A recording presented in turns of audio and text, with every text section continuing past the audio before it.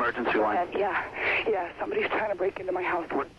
Hurry up, they just get in. Hold on, I gotta jam my door. Please hurry. Are you in a bedroom, ma'am? Yeah, please hurry. Do you hear anything, ma'am? Yeah. Okay, ma'am, we're going to be there very soon, okay? Don't say anything else, okay? If you want to be quiet, you can be quiet, okay? But I'm going to stay on the line with you, okay? Oh, God, they're coming upstairs. No, you just stay right where you are and don't move, okay? Cars, the subjects are in her room upstairs. Oh, God. Okay. Oh, God, I'm not even dressed. Just stay right where you are, okay? Don't say anything. Oh, God, please hurry. Don't wait to help protect your home and family. Call now and get the security over 25 million people trust for as little as $99 installed. Call ADT today. ADT, security for life.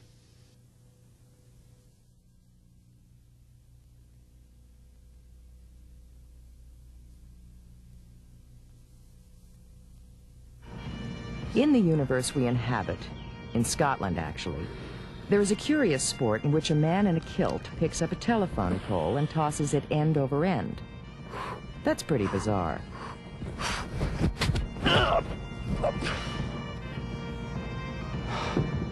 But there may be a universe where the pole suddenly leaps into the air and is caught by a very surprised man in a skirt. It's like, you know, the science fiction in which the space travelers land on a planet and nothing is right. Apples fall up, and all the rules that we had learned, all the intellectual weapons that we had to understand nature didn't work. There was a time when all was order and logic, when a person could rely on good old common sense. First read into far corner pocket.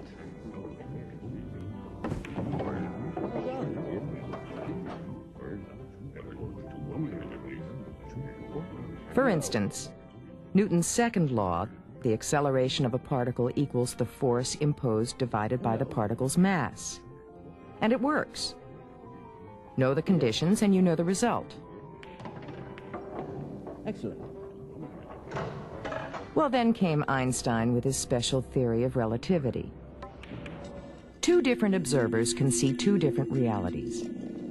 If a ball could travel near the speed of light and you watched, its mass would tend to be infinite, and it would become very thin. If you looked from the point of view of the ball to the static balls, they would grow very thin and curve over.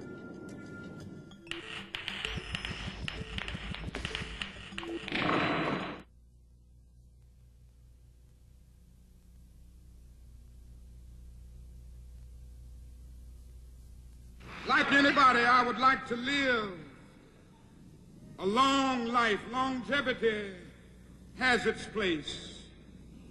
But I'm not concerned about that now. I just want to do God's will. And He's allowed me to go up to the mountain. And I've looked over and I've seen the promised land. I may not get there with you, but I want you to know tonight that we as a people will get to the promised land.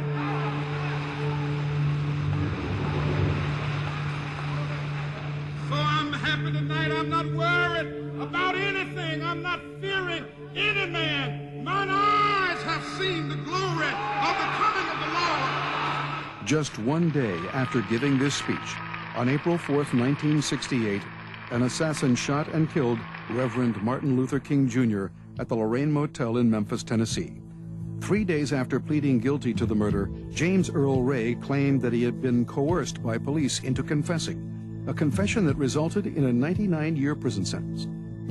In fact, Ray never had a public trial. He died in 1998. Was James Earl Ray the primary party in the assassination? Or was King assassinated by a conspiracy that included the U.S. government?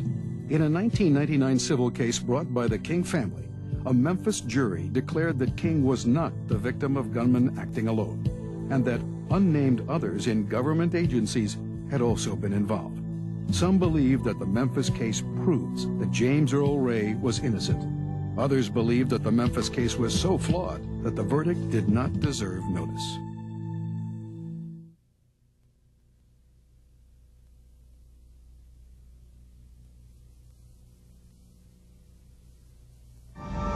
Do you believe in life after death? Some people not only believe, they say they know it exists. They are the 1 in 4 people who, after traumatic accidents, operations or cardiac resuscitation, all describe the same thing: dying and coming back to life, and in between, glimpsing a world beyond. Suddenly I felt warm and at peace. Then it just seemed to happen. I found myself in this tunnel with a very bright light at the end of it, and I was walking towards it. At the end of the tunnel, when I arrived there was a bridge. At the far end, there was human-shaped shadows, and I said, I'm coming across. The arms were beckoning me, and a voice in my head said, you can't cross the bridge. It's not your time yet. Then suddenly I was rushing backwards, away from the bridge, away from the shadows.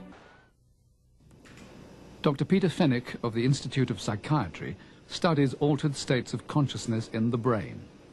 Ron Bell's case is one of 400 near-death experiences, or NDEs, which he's collected.